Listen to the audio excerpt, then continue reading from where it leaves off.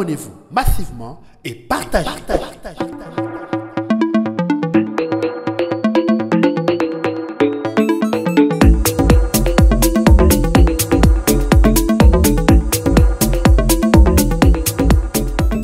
Le Wazalendo refuse catégoriquement d'écouter les cessez-le-feu du gouvernement.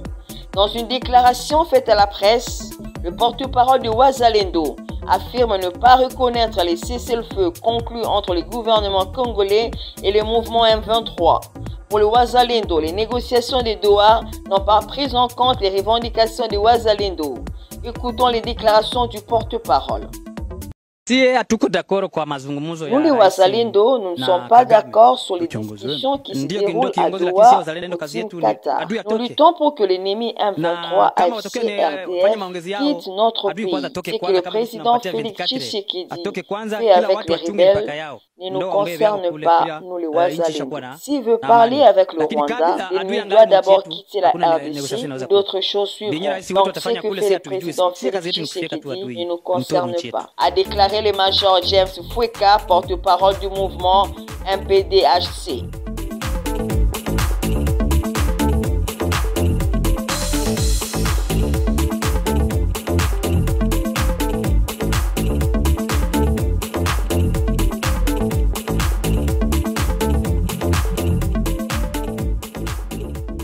Uvira, les FARDC et les Wazalendo s'échangent les tirs depuis 2 jours. Les forces armées de la RDC et les Wazalendo s'échangent les tirs depuis ce jeudi 24 avril à Rugenge et dans les hauteurs d'Uvira au sud Kivu. À la base, l'occupation de certaines positions, notamment une à Rugenge et dans les montagnes d'Uvira. C'est le problème de la gestion d'un camp. Les FARDC veulent être au-dessus de Wazalendo et ces derniers ne supportent pas, c'est ça la cause, disent plusieurs sources. Ces mouvements sous tension se poursuivent encore ce vendredi selon les sources locales. C'est depuis ce matin qu'il y a des tirs dans les collines. Nous sommes dans la panique et nous n'avons pas envoyé les enfants à l'école, dit un habitant d'Uvira. L'armée parle plutôt d'une opération de déploiement de ses forces dans les collines surplombant Uvira. Les coups de balle entendus dans les collines surplombant la ville d'Uvira sont dus à un redéploiement des militaires de forces loyalistes dans des différentes crêtes de collines en vue d'assurer une protection maximale de la ville d'Uvira, dit un communiqué signé par le lieutenant Elongo Kiondoa Marc, porte-parole du secteur opérationnel Sokola 2.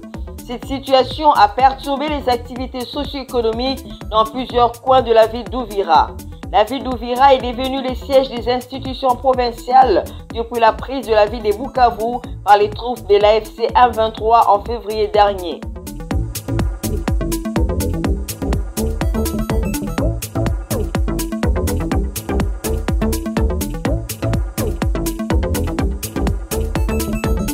Massissi, l'AFC M23 et les Wazalendo s'affrontent à Kassopo et Kinyumba. Depuis 3 jours du matin de ce vendredi 25 avril, les positions du M23 installées à Kassopo, à la limite entre les territoires de Massissi et de Walikale et Kinyumba, non loin de Nyabiondo, sur l'axe Nyabiondo-Mitunga Pinga, sont simultanément attaqués par le Wazalendo.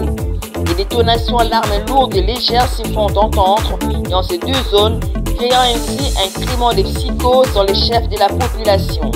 Dans un communiqué rendu public jeudi 24 avril, les Wazalendo ont accusé les éléments de l'AFC M23 des violations des cessez-le-feu après avoir attaqué leur position dans les villages de Burubi, près de Mutongo, territoire de Walikale, et une tentative de progression sur le tronçon Mutongo-Lubo.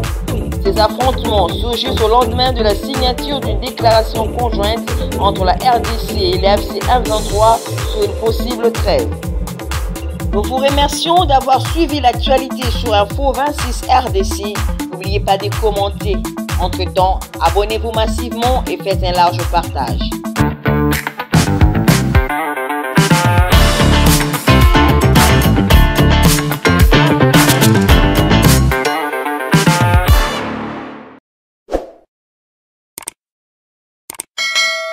Abonnez-vous massivement et partagez.